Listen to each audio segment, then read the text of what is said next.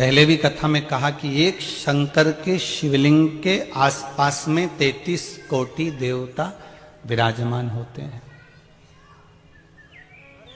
एक शिवलिंग के पास।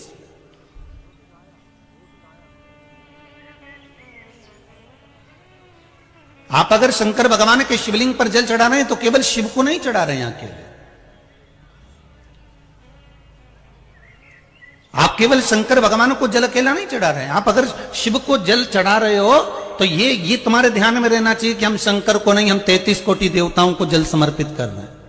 हम केवल शंकर को नहीं, भगवान शंकर के 13 बच्चों को भी जल समर्पित कर रहे हैं। हम केवल शंकर को नहीं, मां जगत जननी जगदम्बा जगत धात्री मां दुर्गा भवानी को भी जल समर्पित कर रहे हैं। केवल एक शिव नहीं है, ब्रह्मा विष्णु सदाशिव जानत स्वामी जानत अविवेका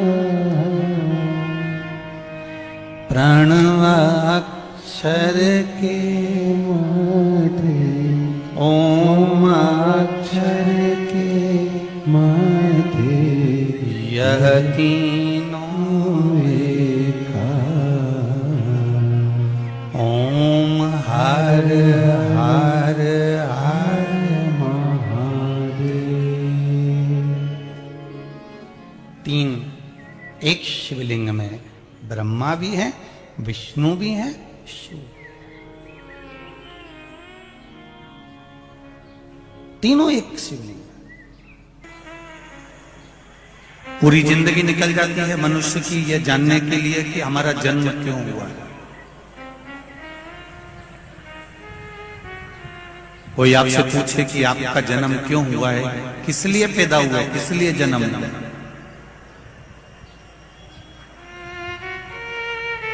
आपके और हमारे जन्म का कारण क्या है?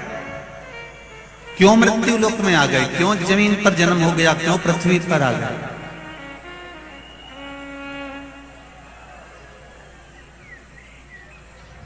इस जन्म का कारण क्या है? तो उसका दो कारण हमने पहले भी वर्णन किया शिव महापुराण में कि मनुष्य के जन्म का दो कारण है।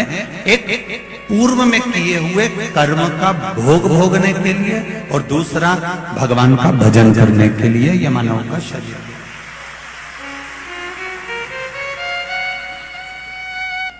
अगर आपने पूर्व में अच्छा कर्म करा है तो आपको आज अच्छा मिल गया। गौ माता को अगर एक रोटी दी है, गौ माता की सेवा करी है, किसी जिसको आप जानते ही नहीं, जिसको आप पहचानते ही नहीं, जिससे आप कभी मिले ही नहीं, उसको यदि तुमने एक लोटा पानी भी पिलाया है, उसका मुंह भी झूठा कराया है, तो ये निश्चित है कि हमारा जो जन्म अगला मिला है, इस जन्म में हमें भी कोई ना कोई सुख अवश्य प्रदान करेगा, ये निश्चित है।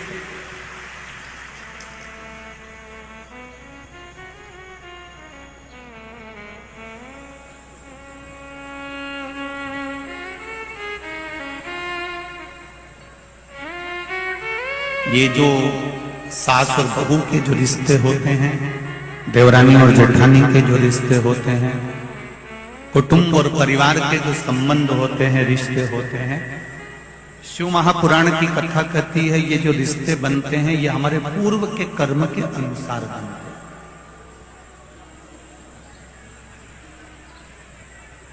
हमने किसी को साथ दिया है, हमने किसी की सेवा करी है, हमने किसी को एक पल के लिए भी अगर अच्छा करा है तो ये निश्चित है वो हमारी बहू बनकर हमारी सेवा 24 घंटे कर देती है। अगर हमने पूर्व में कर्म किया,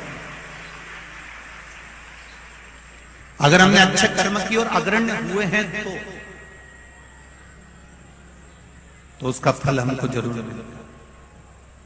और यदि हमने पूर्व में जो कर्म करा है, पूर्व में अगर किसी का बुरा करा है तो निश्चित है कि आज हमें भी बुरा ही मिलेगा। इसको आवाज आ रही है, इसको बंद करवा दो। पूर्व के कर्म का हमें भोगने को मिलता है। इसलिए आपको बारंबार पहले भी कहा, मत बुरे कर्म कर बंदे वरना पछताएगा। भगवान की आंखों से तू बच नहीं पाएगा, तू बच नहीं पाएगा। अरे ओ अज्ञानी मत करना, तेरे कर्म का फल भी तू ही पाएगा। जैसा किया तूने तेरे आगे आएगा। मत बुरे कर्म कर बंदे, मत बुरे कर्म कर बंदे वरना पछताएगा। भगवान की आंखों से तू बच नहीं पाएगा, तू बच नहीं पाएगा। अरे ओ अज्ञानी मत करना, अरे ओ अज्ञानी मत करना। अपने मन को, अपने चित्त को, अपने स्वभाव को, अपने हृदय को, अपने को स्वयं ही संजोना पड़ेगा। कोई दूसरा सुधारने वाला नहीं मिलेगा, ना दूसरा कोई सुधार पाएगा। एक पीने वाला जो व्यक्ति होता है ना, जो नशे में धुत होता है, उसको कोई कितना भी समझा दे मत पियो, बेकार है, क्यों पीते हो, बर्बाद हो जाओगे। पीने वाले व्यक्ति गटर में पड़े होते हैं, नाली में पड़े होते हैं, बेकार है।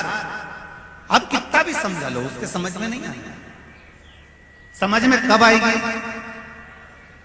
जब वो अपने हृदय से, अपने दिल से ये विचार कर ले कि जो मैं पी रहा हूं ये मेरे जीवन को और मेरे घर को और मेरे परिवार को बर्बाद कर रहा है, तो वो छोड़ दो, फिर छोड़ दे। पर यदि तुम खूब प्रेशर दे लो कि नहीं पीना है, तुझे बंद कर दूंगा और तुझे मुक्ति केंद्र में ले जाकर नशा मुक्ति केंद्र में रख दूंगा, तुझे यहाँ रख दूंगा, तुझे वहां रख दूंगा, पर जब तक वो भीतर से दृढ़ नहीं होगा, जब तक वो भीतर से दृढ़ता धारण नहीं करेगा, तब तक वो नहीं छोड़ेगा। काम, लोभ, आसक्ति, वासना, तृष्णा, ये सब तुम्हें भीतर से तोड़ना होगा।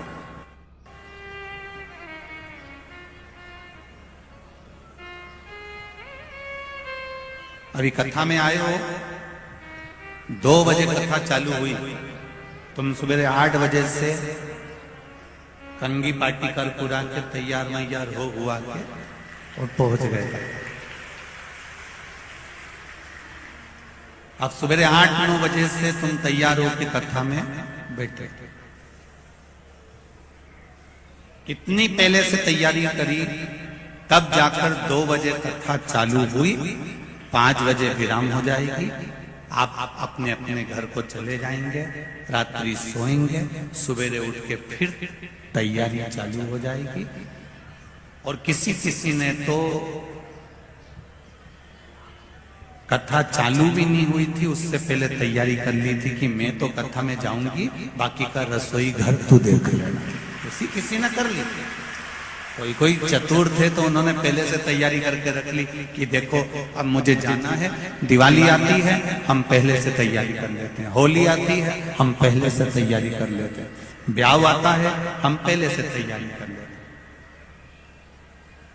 नाना नानी छोरा छोरी की शादी आई, ब्याह आया, जन्मदिन आया, तो हमने पहले से तैयारी।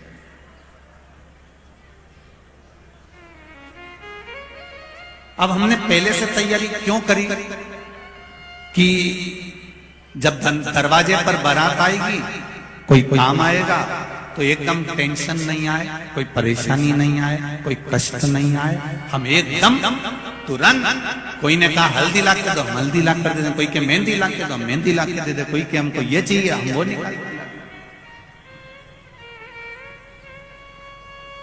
ये तैयारी आपने करी। उसी तरह पशुपति व्रत कर कर शिव जी को एक लोटा जल चढ़ाकर, शंकर भगवान को एक बेलपत्री समर्पित कर कर, ओम नमः शिवाय पंचाक्षर मंत्र बोलकर,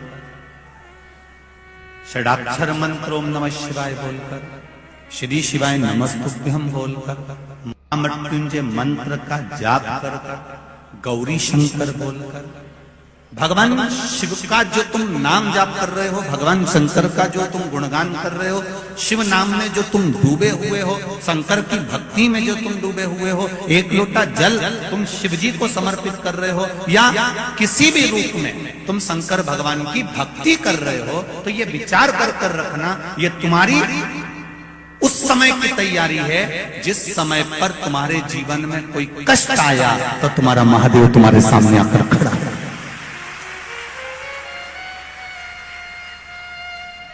तुम्हारे जीवन में अगर थोड़ा सा भी कष्ट आया तो महादेव सामने आ गया।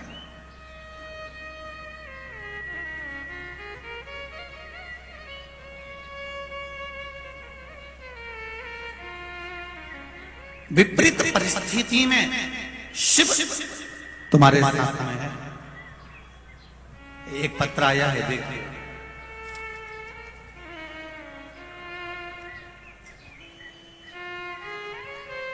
मेरा नाम तारा गोयल है, मैं राजनगर इंदौर में रहती हूँ। तारा जी गोयल कहीं बैठी हो तो खड़ी हो जाए, कहीं अगर बैठी हो आप ही दोनों हाथ हिलाते हो। एक बार श्री शिवाय नमस्तुभ्यम, एक बार दोनों हाथ ऊपर करके से ला लीजिए, ठीक है। श्री शिवाय नमस्तुभ्यम। मेरा नाम तारा गोयल है, मैं राजनगर इंदौर में रहती हूँ। गुरुजी, मेरा बेटा पिछले 2 साल से सरकारी नौकरी की परीक्षा पास करने के लिए प्रयासरत था और फिर उसने फिर पुनः नौकरी के लिए अप्लाई करा। तब सरकारी नौकरी की परीक्षा बाबा की कृपा से पास कर लिया था, परंतु उसकी नौकरी का आदेश नहीं आ रहा था, जिससे मेरा बेटा व मेरा परिवार बड़ा हताश हो चुका था।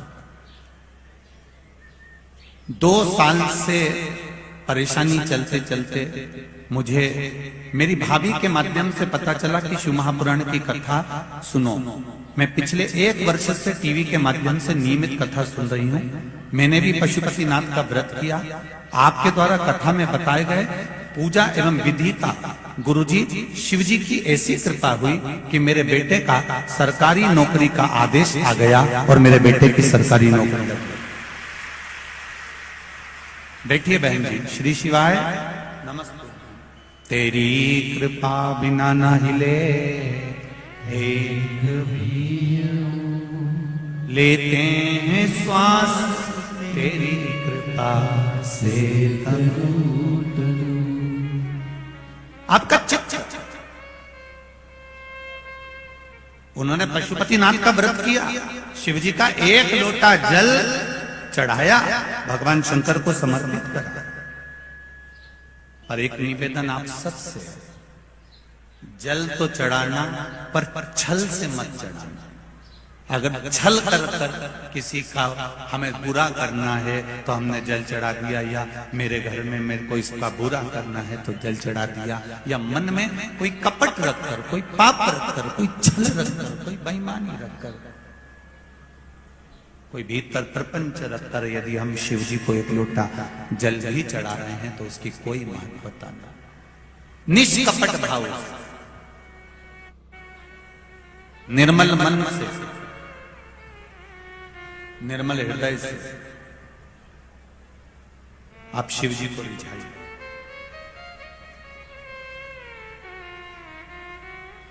और जब निर्मल मन से आप भगवान का भजन करेंगे तो ये निश्चित है कि आपको वो कथा का रसतत्व प्राप्त होगा। आज शुक्ला परिवार विधायक श्री संजय जी शुक्ला जी की जो मित्र मंडली कथा करा रही है, इस कथा का मूल उद्देश्य है आपके जीवन में भगवान शंकर की अविरल भक्ति प्राप्त करना। ये एक उद्देश्य। और कितनी पवित्र भूमि पर आप लोगों का निवास है, जरा देखिए। इंदौर में इधर महाकाल बाबा बैठे हैं, इधर ओमकारेश्वर बैठे हैं, इधर क्षिप्रा मैया, इधर नर्मदा मैया और बीच में इंदौर वाले बैठे हैं।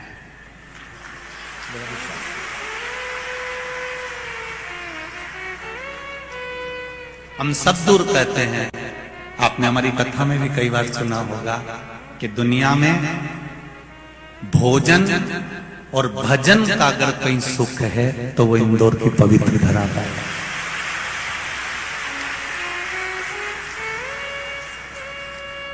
यहाँ पूरे इंदौर में कहीं का मुंगेरी लाल का हसीन सपना दिखता ही नहीं है। पूरे इंदौर के लोग जितना इनको खाने का शौक है उतना इनको खिलाने का शौक है। ये नियम है इंदौर का। और जो एक बार यहां से खाकर चले जाता है वो दूसरी बार तुम्हें बस केवल खाने के चक्कर ही नहीं आता। ये इंदौर की पवित्र बात। और दूसरे नंबर पर यहां का भजन। एक एक मोहल्ले में, एक एक मंदिर में जितने जवान छोरे होन, युवान बेटे होन, कार्यकर्ता होन, जितने अग्रणी नहीं होते उतने इंदौर के जितने मंदिर हैं उस मंदिर में जितनी माताएं आती है उन्होंने अपना छोटा छोटा महिला मंडल बना के रखा है और ऐसा भजन गाती है कि अच्छा अच्छा भजन गायक को पीछे। और इन्हें किसी से मतलब नहीं। मंदिर में 15 माताएं बैठ गई, 10 बैठ गई, ढोलक और मंजीरा लेके जो बैठी वो नाच भी रही है, गा भी रही है, उसे कोई मतलब नहीं। आग लगे बस्ती में अपन रहे हो मस्ती में, उसे कोई मतलब नहीं कौन क्या कर रहा। और अभी अभी शिव पुराण सुन सुन के तो माताएं ऐसी हो गई कि शंकर जी अपना और अपन शंकर जी के, बस अपने किसी से मतलब नहीं। अगर ये शंकर जी के पास बैठी है फिर तो इसको कोई छोड़ नहीं सकता, इसको फिर छोड़ना मुश्किल। अच्छा, उधर खड़ा हुआ व्यक्ति, कई जेंट्स लोग आते हैं तो वो आंख भी दिखाते हैं।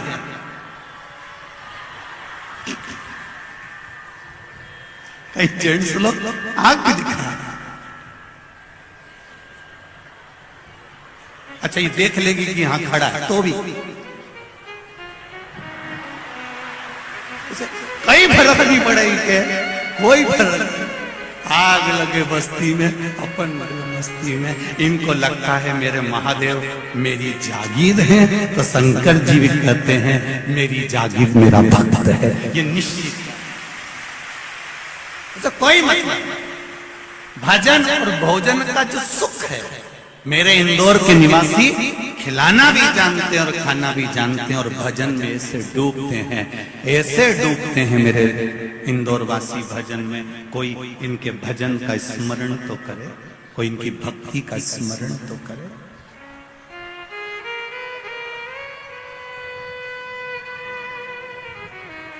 शंभो शरणे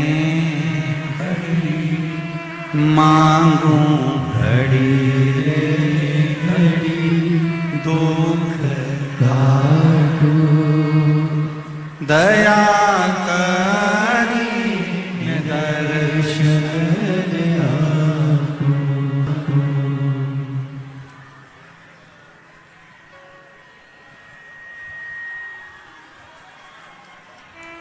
कार्यकर्ताओं से एक निवेदन है, यहाँ संजय भैया के जितने कार्यकर्ता बैठे हैं कि इधर का जो पर्दा लगा है ना, इस पर्दे को थोड़ा खोल दो।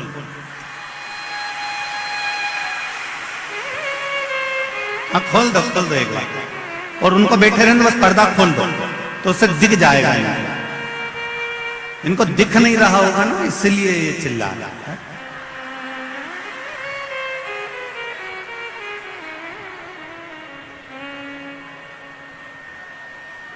शंभो शरणे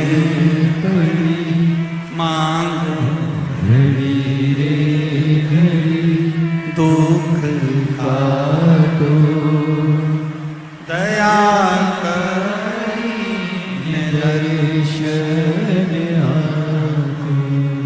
दया करी दर्शन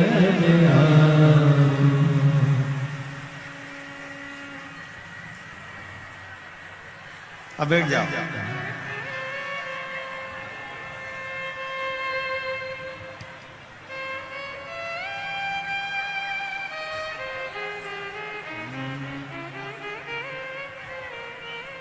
हरि ओम में ओम समाया है।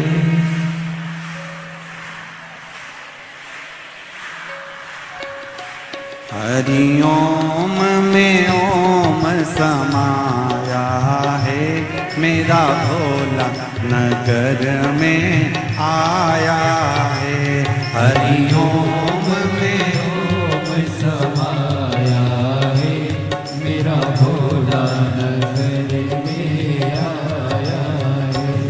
हरि ओम में ओम समाया है। मेरा भोला नगर में आया है।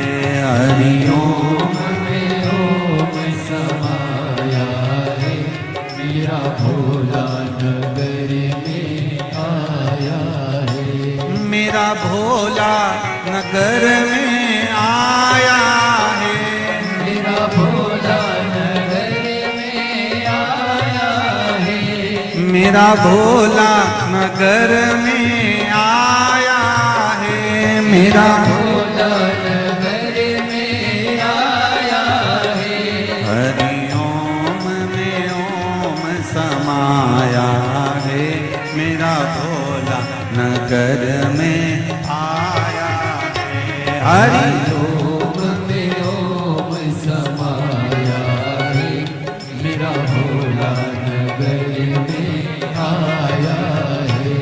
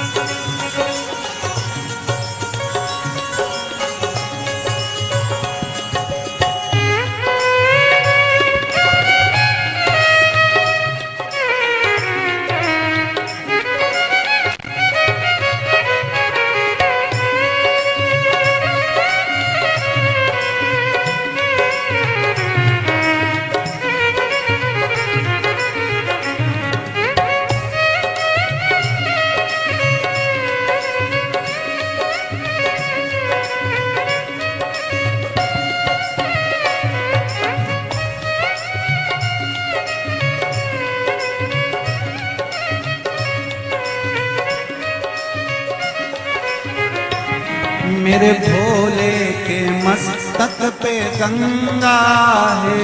मेरे भोले के मस्तक पे गंगा है। मेरे भोले के मस्तक पे गंगा है। मेरे भोले के मस्तक पे गंगा है। ओ गंगा में ओम समाया है। मेरा भोला नगर में आया है। मस्का में भोला नगर में आया है। हरि ओम में ओम समाया है, मेरा भोला नगर में आया है। हरि ओम में ओम समाया है, मेरा भोला नगर में आया है।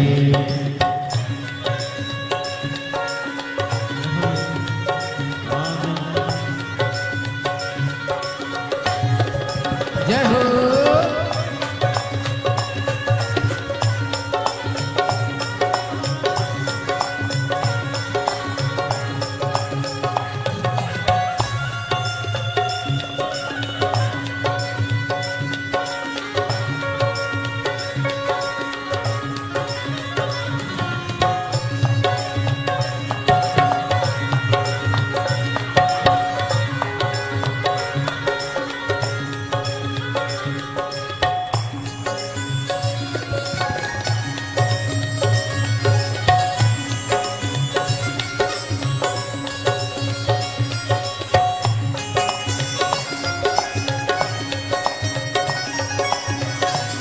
शंभो।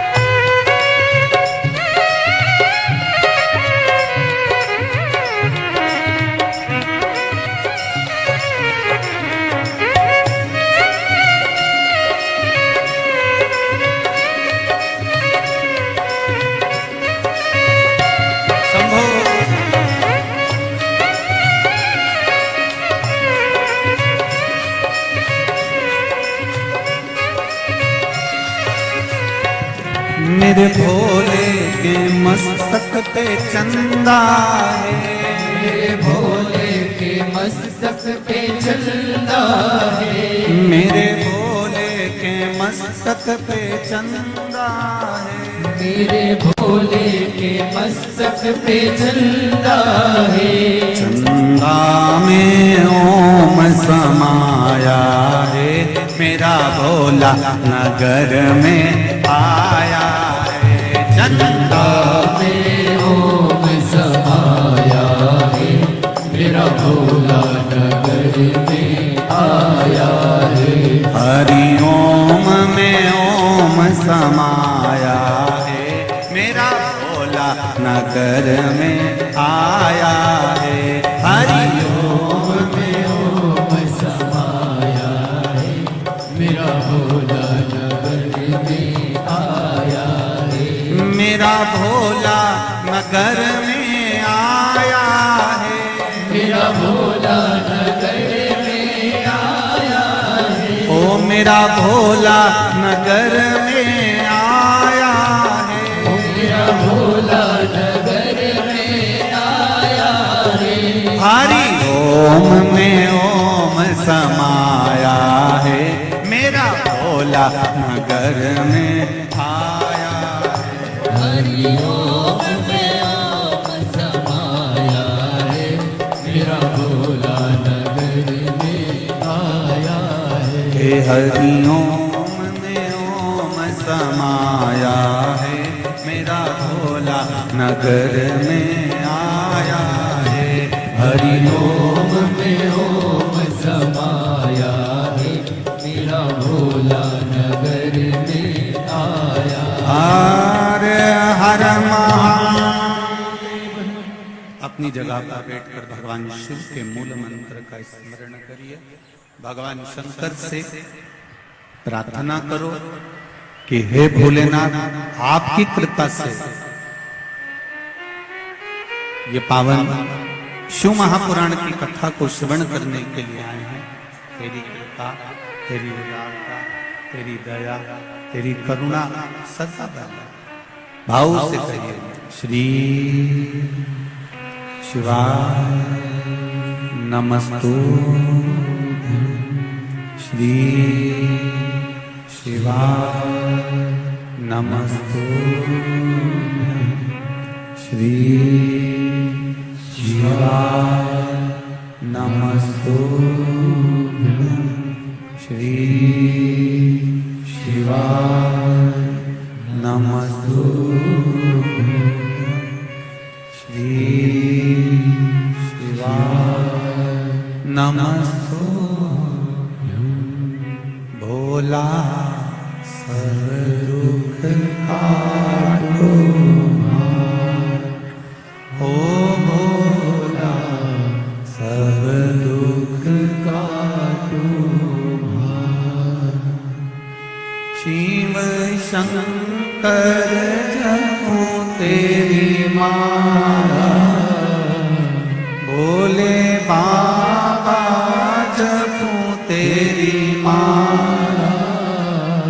भोला सब दुख काटो मारा, ओ भोला सब दुख काटो मारा। शिव कथा का अपने चित्त को, अपने मन को, स्वयं को समझाना पड़ेगा।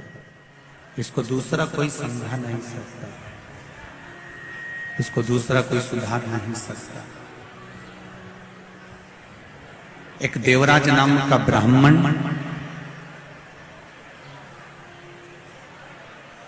जो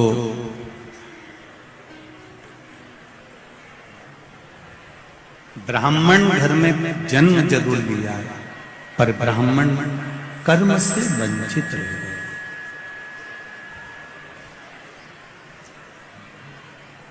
एक जन्म ले लेना अलग बात है, और कर्म से वंचित हो जाना एक अलग बात।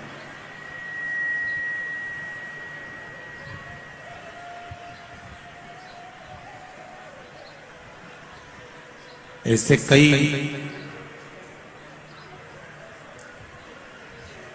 कोई ब्राह्मण के घर में जन्म ले ले, कोई वैश्य के घर में जन्म ले ले, कोई क्षत्रिय के घर में जन्म ले ले, कोई शूद्र के घर में जन्म ले ले, पर शिव महापुराण की कथा कहती है अपने कर्म ठीक होना चाहिए। ये जितना भी आपको और हमको मिला है हमारे कर्म से मिला, और आगे भी जितना मिलेगा वो केवल कर्म से ही। कर्म के सिवाय हमको प्राप्त नहीं हो सकता।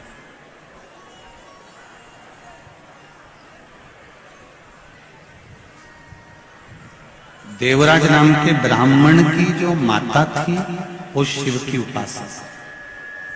शिव मंदिर में रोज जाना, एक लोटा जल शंकर भगवान को समर्पित कर। देवराज ब्राह्मण की माता रोज एक लोटा जल लेकर शंकर जी के मंदिर जाती है, शिव जी को जल चढ़ाती है। मंदिर में जितना निर्माल्य पड़ा होता है उस निर्माल्य को ले जाकर विसर्जन करती है। आपको कथा में पहले भी कहा था कि जरूरी नहीं कि किसी नदी के अंदर ही जाकर आप निर्माल्य को उठाकर विसर्जन करें।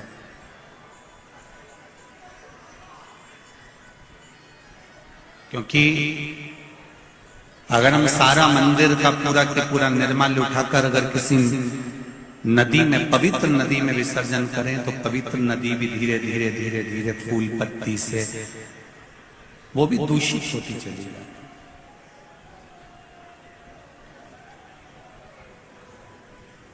कोई जरूरी नहीं कि आप निर्माल्य को उठाकर नदी में ही डालेंगे, नदी में ही विसर्जन करें। शिव महापुराण की कथा कहती है उस निर्माल्य को ले जाकर किसी एक खड्डे में एक जगह ऐसी बना ली जाए जहां पर आप उस निर्माल्य को ले जाकर डालते जाए। धीरे धीरे धीरे धीरे वो निर्माल्य भी खाद का रूप ले लेगा और उससे प्रकृति की सुंदरता में कहीं कहीं वृक्षों में उसको डालने के भी हम प्रयोग में ले सकते, उसको डाल सकते।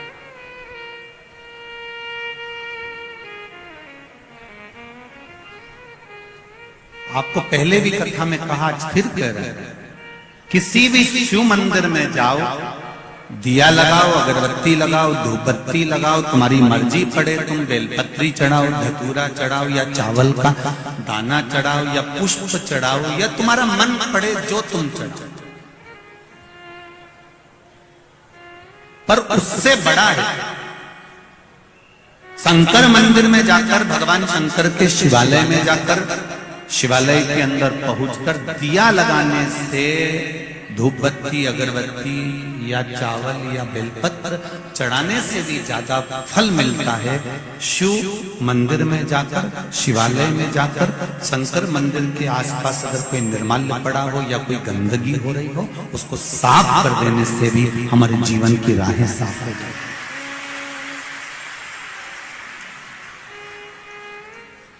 आप शिव मंदिर में जाकर केवल, आप ज्यादा कुछ नहीं कर सकते तो एक नियम बना सकते हो कि मैं शंकर जी के मंदिर में जाकर भगवान शंकर का मैं मंदिर साफ करूंगी, या निर्माल्य उठाकर विसर्जन करूंगी, या उसको क्लीन करूंगी।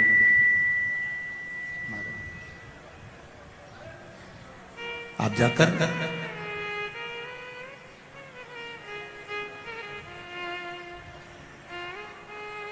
कितनी सुंदर बात कही। शिव महापुराण में एक चरित्र आता है, एक नरसिंह पुराण का चरित्र है। नरसिंह पुराण में वर्णन आता है कि एक बार माता पार्वती जी अपने पतियों के साथ में भ्रमण पर चली,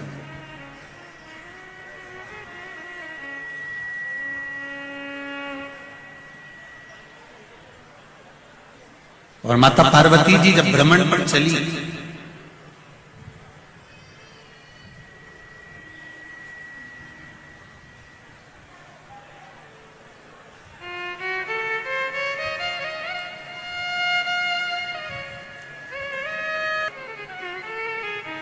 माता द्रौपदी जी जब अपने पतियों के साथ में भ्रमण पर चली हैं, नरसिंह पुराण कह रही है कि द्रौपदी अपने पतियों के साथ जा रही थी और जाते जाते बीच मार्ग में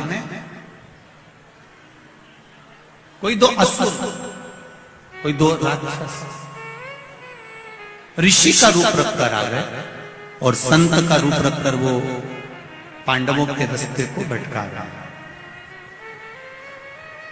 पांडवों के मार्ग को भटका।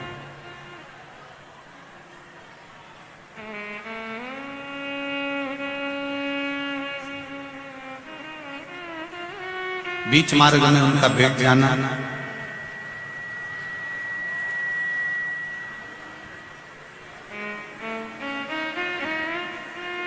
शंभो शंभो, बीच मार्ग में उनका भेंट जाना और दो मुनि का वेश धरकर, ऋषि का वेश धरकर, दो संत का वेश धरकर उन्होंने पांडवों के मार्ग को भटका दिया, पांडवों के मार्ग को विच्छिन्न किया। चले आगे बढ़े,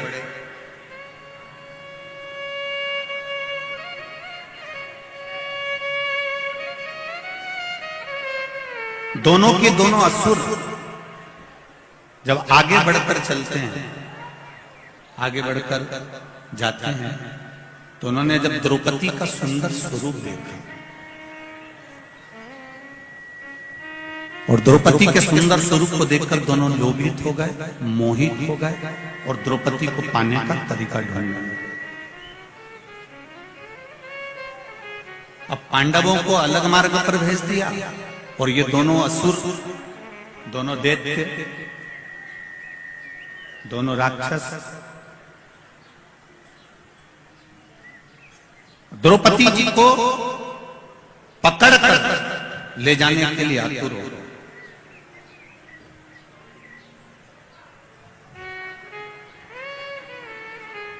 जब दोनों ले जाने के लिए आतुर हुए, इतने में अर्जुन को मालूम पड़ा कि द्रौपदी को कोई हाथ पकड़कर खींच कर लेकर जाता। अर्जुन पीछे पीछे भागे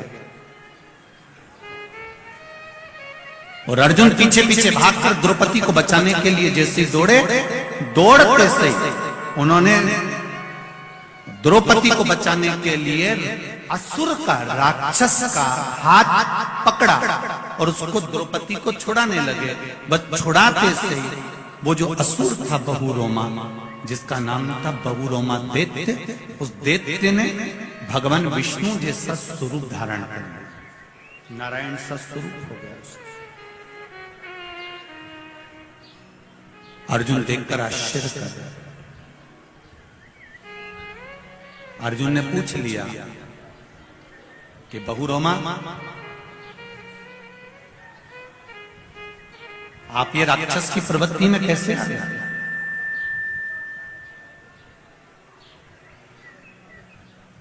और एकदम आप राक्षस की प्रवृत्ति से छूटे, द्रौपदी का हरण करते करते मैंने आपका स्पर्श करा, आपको मारने के लिए आतुर हुआ और आप भगवान विष्णु जैसा स्वरूप आपने धारण कर लिया।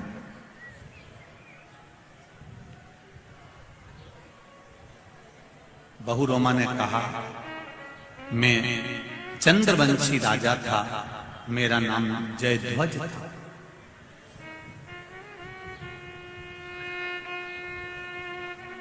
इससे पहले भी मैं एक ब्राह्मण के घर में जन्म लिया था।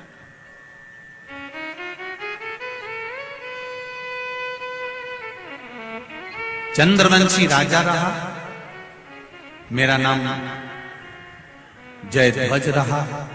मेरा एक नियम था, शंकर जी के मंदिर में जाकर केवल झाड़ू लगाना, पोछा लगाना, कोई वस्तु पड़ी है उसको उठा लेना या मंदिर को लीपन कर देना।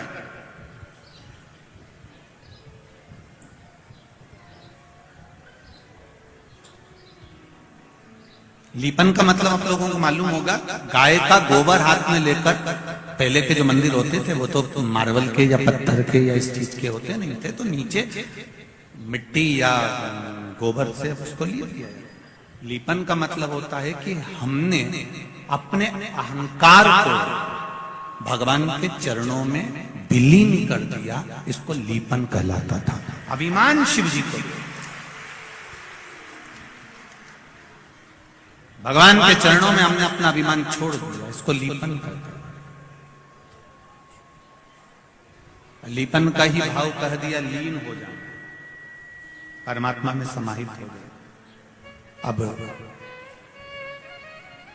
मेरा नाम जयध्वज था, मैं चंद्रवंशी राजा था। शिव मंदिर में जाकर रोज झाड़ू लगा देना, पोछा लगा देना, लीपन कर देना।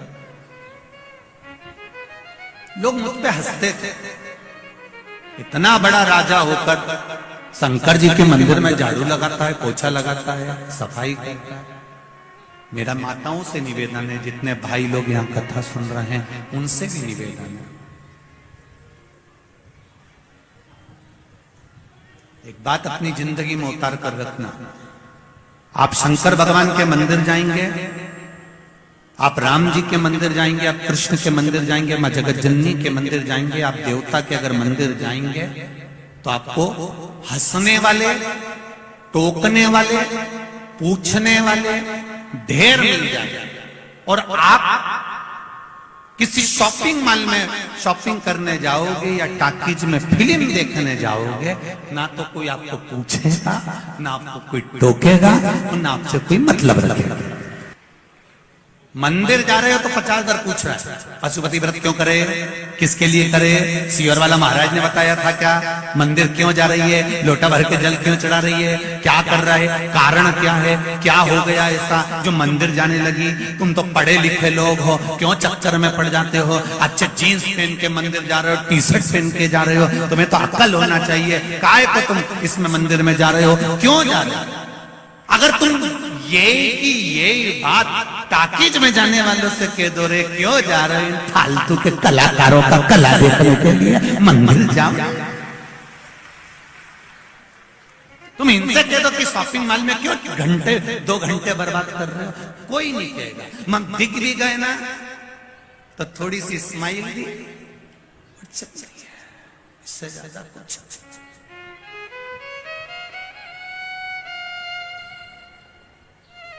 किसी मंदिर में जल चढ़ाते हुए दिख गए, किसी मंदिर में सेवा करते हुए दिख रहा है, किसी मंदिर में तुम झाड़ू लगाते दिख जाओ, किसी मंदिर में तुम पोछा लगाते दिख जाओ, किसी मंदिर में, किसी देवालय में जाकर, क्योंकि शिव महापुराण की कथा कहती है जहां पर भगवान स्थिर रूप में बैठते हैं, प्रतिष्ठा के साथ बैठते हैं, वो मंदिर कहलाता है। जहां पर मेरा देव अधिदेव महादेव बैठता है वो मंदिर नहीं, शिवालय कहलाता है। वो शिवालय, मंदिर में और शिवालय में अंतर होता है।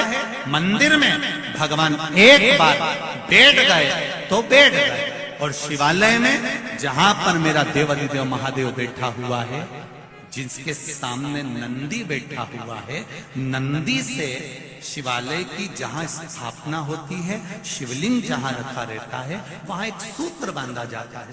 सूत्र, उस सूत्र के बंधने से यह सिद्ध होता है कि मेरा महादेव प्रतिदिन नंदी पर बैठकर इस मंदिर से निकलकर घूमने जाता है। रोज, प्रतिदिन, हर पल।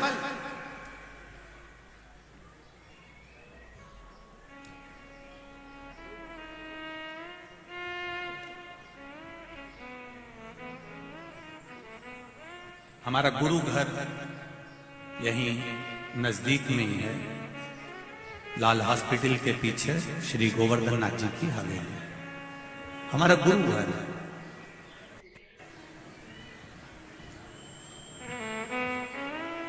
परम पूज्य गुरुदेव श्री विठलेश राय काका जी महाराज गोलोकवासी, उनकी गुरु दीक्षा ब्रह्म सम्मन, उसके बाद में परम पूज्य गुरुदेव गोलोकवासी श्री देवकीनंदन महाराज श्री, फिर उसके बाद में अभी जो वर्तमान में विराजमान है श्री दिव्येश बाबा विराजमान। हवेली जी गोवर्धन नाथ जी की हवेली जी कही जाती है, उसको मंदिर नहीं कहते, क्योंकि वहां पर भी मेरा कन्हैया छोटा सा कभी झूले में आकर बैठ जाता है, कभी पलने में आकर बैठ जाता है, कभी राजभोग में आकर बैठ जाता है, कभी शयन के लिए अंदर चले जाता है। वो अपने घर में भ्रमण करता है। इसलिए वो गोवर्धन नाथ जी का मंदिर नहीं, हवेली है वो गोवर्धन नाथ जी का, उनका निज घर, निज स्वरूप। उसी तरह शंकर जी का मंदिर नहीं होता, छोटा सा भी अगर तुमने मंदिर बना दिया है तो वो शिवालय है, जहां पर मेरा देव अधिदेव महादेव, जहां पर मेरे शंकर भगवान, जहां पर मेरे भोलेनाथ अपनी पार्वती जी के साथ में, गौरा जी के साथ में नंदी पर सवार होकर भ्रमण के लिए प्रतिदिन निकलते हैं। रोज, ऐसा कोई पल नहीं, ऐसी कोई घड़ी नहीं, ऐसा कोई क्षण नहीं।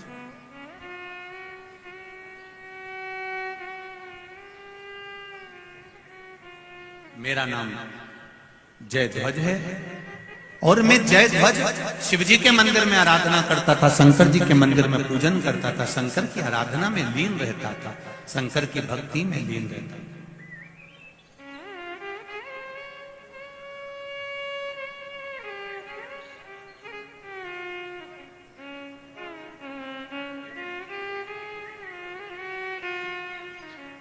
अपने को श्रेष्ठ मानना और अपने आप को विद्वान मानना या अपने आप को श्रेष्ठ मानना, बाकी के किसी को आप सम्मान नहीं देना, इससे मेरी गति बिगड़ी है। महाराज,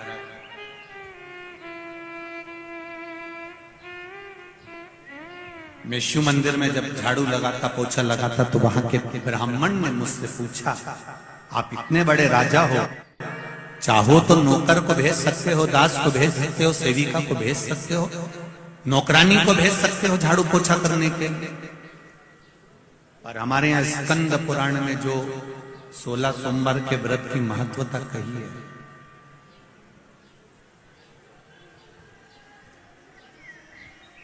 स्कंद पुराण में जो 16 सोमवार के व्रत की महत्वता कही गई, उसमें वर्णन आता है कि राजा ने रानी से कहा था कि पूजन का सामान ला के रख दो, और उसने किसको भेज दिया था? बोलो जरा जी जी, बोलो जी, दासी को भेज दिया। क्या हुआ? रानी से कहा गया तो रानी ने दासी को भेजा था, तो दासी को जब भेज दिया, रानी को जगह जगह ठोकर खाना पड़ा। तो राजा कह रहे हैं, ब्राह्मण देवता से ब्राह्मण कह रहे हैं कि आप इतने बड़े राजा, लाओ मैं सेवा कर देता हूं, आप इतने बड़े राजा, या झाड़ू लगाने आते हो, पोछा लगाने आते हो।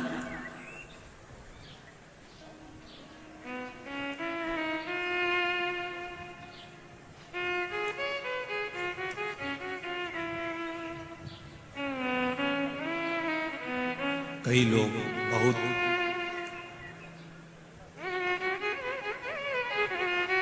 अभी कानपुर की कथा में कहा था, जब व्यक्ति बहुत उन्नति की सीढ़ी पर चढ़ जाता है, बहुत धनपति बन जाता है, बहुत ऊंचे सिंहासन पर या बहुत ऊंचे पद पर बैठ जाता है, तो उसकी दो चीजें चली जाती है, एक रोटी और एक हंसी। ये दोनों चीजें धीरे धीरे कम होती चली जाती। रोटी खाने का समय नहीं मिलता और अपनों के साथ में बैठकर हंसने का समय नहीं मिलता, क्योंकि पद पद प्रतिष्ठा में इतना ऊंचा बैठ जाता है, इतना ऊंचा बैठ, उसकी रोटी भी कम हो गई और उसकी हंसी भी कम हो गई।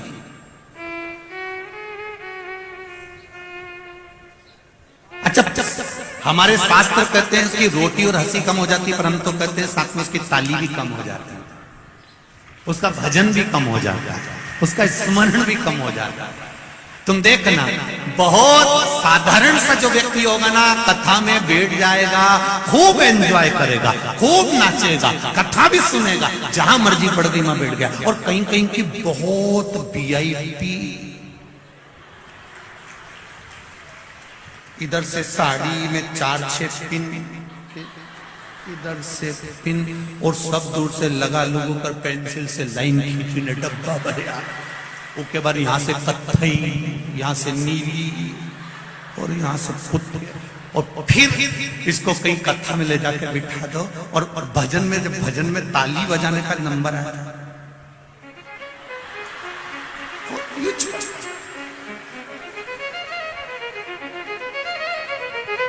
अब क्यों बजाए ऐसे? क्या इसको भगवान ने हाथ नहीं दिया? नहीं, परंतु हम भी यही। लोग कहेंगे बताओ, भगवान महाराज की कथा में ताली बजा रहे थे, इतना वीआईपी हो, इतनी प्रतिष्ठित जगह पे बैठकर तो ताली बजा रहे, इतनी प्रतिष्ठित जगह पे पहुंचने के बाद तुम भगवान के मंदिर में झाड़ू लगा रहे, पोछा लगा रहे। जब बहुत ऊंचे पद पर बैठने के बाद आप शंकर जी के मंदिर में थोड़ी सी सेवा कर रहे हो, तो याद रखना, आप हजारों लोगों को प्रेरणा दे रहे हो कि मैं भगवान के सामने झुक रहा हूं, तो तुम भी झुको। शिव महापुराण की कथा कहती है, 16 सोमवार की कथा कहती है, स्कंद पुराण से निकली हुई सत्यनारायण भगवान की कथा कहती है, स्कंद पुराण से निकली हुई 16 सोमवार की कथा कह रही है, स्कंद पुराण से निकली हुई सत्यनारायण भगवान की कथा कह रही है कि जिस परिवार में भगवान की पूजन कराने के लिए ब्राह्मण देवता आते हैं और ब्राह्मण पूजन की तैयारी करें, उससे पहले घर की नारी, घर के पुरुष को पूजन की थाली लगा लेना चाहिए, अपना आसन ब्राह्मण से ना बिछवाकर खुद बिछाकर बैठना चाहिए। ये हमारा शास्त्र है।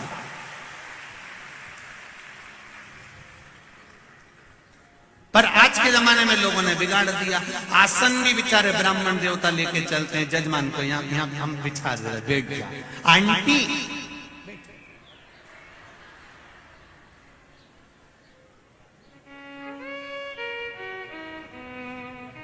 आंटी और बंटी सब सुन लो अच्छे से, आसन भी खुद लगाइए, पूजा की थाली भी खुद लगाइए, पूजन का विधान बाटे पर भले ब्राह्मण देवता जमाए, कलश ब्राह्मण देवता रखें, पर थाली स्वयं लगाकर रखिए। जैसे तुम्हारे यहाँ पर कोई अतिथि आता है तो टेबल पर पहले से काजू, बादाम, पिस्ता, इलायची, हम जहाँ ठहरे हैं वर्मा जी के यहाँ, कल हम गए थे तो उन्होंने पूरा सामान जमा के रखा था। तो लगे कि नहीं लगे कि बताओ, कितने अच्छे परिवार है, कितना अच्छा घर है, यहाँ पूरी चीज इनने जमा के रखी, कितना सुंदर व्यवस्था करके रखी। अब मालूम पड़े तुम देव अधिदेव महादेव का अभिषेक करवा रहे हो, शंकर जी के पूजन की तैयारी कर रहे हो, शिव जी का पूजन करना है तुमको, और थाली तुम दूसरे से लगवा रहे हो। शिव महापुराण की कथा कहती है, एक अपने घर की तिजोरी की सफाई, एक अपने घर के माता पिता की सेवा, और एक पूजन की थाली स्वयं को लगाना चाहिए। स्वयं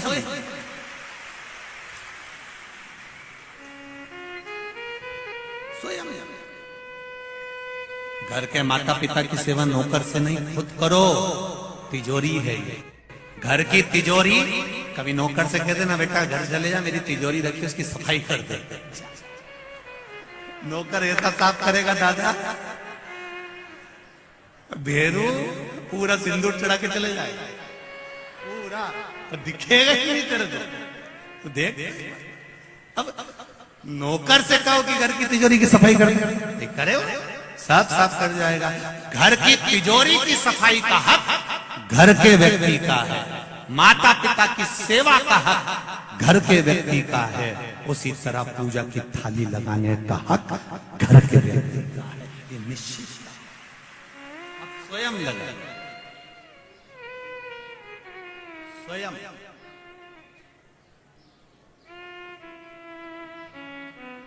एक पत्र आया है, देखिए।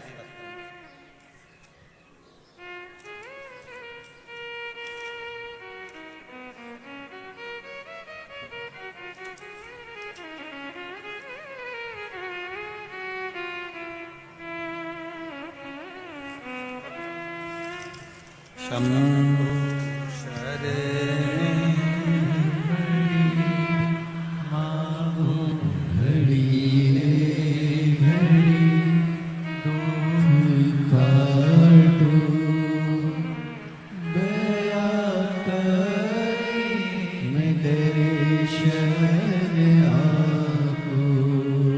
गुरु जी, मेरा नाम खुशबू श्रीवास्तव है, मैं इंदौर में रहती हूँ। कहीं खुशबू जी बैठी हो? आप ही हैं? दोनों हाथ हिला दो। श्री शिवाय नमस्ते। मेरा नाम खुशबू श्रीवास्तव है, मैं इंदौर में रहती हूँ गुरुदेव। भोले बाबा का मैं क्या वर्णन करूं गुरुदेव। मुझे 9 साल शादी को हो गए थे और एक गुड़िया मेरे यहाँ पर पहले हो गई थी, उसके बाद कोई संतान नहीं। डॉक्टरों ने भी मना कर दिया था कि अब आपके यहाँ संतान का सुख नहीं है, आप अन्य समय पर संतान प्राप्त नहीं कर सकते। पर जब सब डॉक्टरों ने कह दिया था, सब तरह से सब कुछ फेल हो चुका था, तब आपकी कथा सुनी थी। उस कथा में आपने सफेद आंकड़े की जड़ का उपाय और पशुपति व्रत बताया था। मैंने किया। 5 अगस्त 2022 को मेरे बाबा से जो मांगा था, मेरे घर में पुत्र रत्न की प्राप्ति हुई है, उसको प्रणाम करने के लिए लाया। श्री शिवाय नमस्ते। आ गया लाला? श्री शिवाय नमस्ते। हर हर। मेरे घर पुत्र रत्न की प्राप्ति हुई है।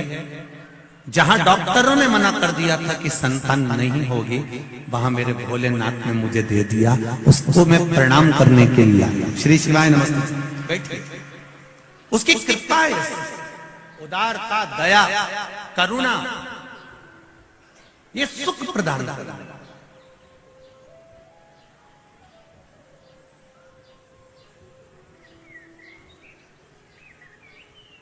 वैभव का सुख, सत्ता का सुख,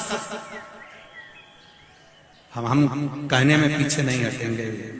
जिसके घर में जो सत्ता का भी अगर सुख भोग रहे हो, तो ये निश्चित है कि आपने पूर्व समय में जरूर शंकर जी के मंदिर में या तो झाड़ू लगाई होगी, या सेवा करी होगी, या वहां का निर्माल्य उठाकर विसर्जन करा होगा, या पूजा की थाली लगाई।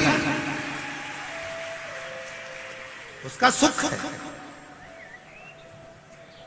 हम जहां भी कथा करने जाते हैं तो हम हमेशा स्मरण में रखते हैं कि भोलेनाथ जी हम उनसे भी कहते हैं, बाबा तूने जितनी जगह कथा कराई, चाहे कानपुर कराई हो, चाहे काशी कराई हो, चाहे जहां जहां आप कथा करा रहे हो, या आपकी कृपा करुणा है, तो हमने देखा है जहां शंकर भगवान को मानने वाला होता है या शिव भक्ति में डूबने वाला होता है, ये शिवपुराण होती भी वहीं पर हो जहां शंकर के भक्त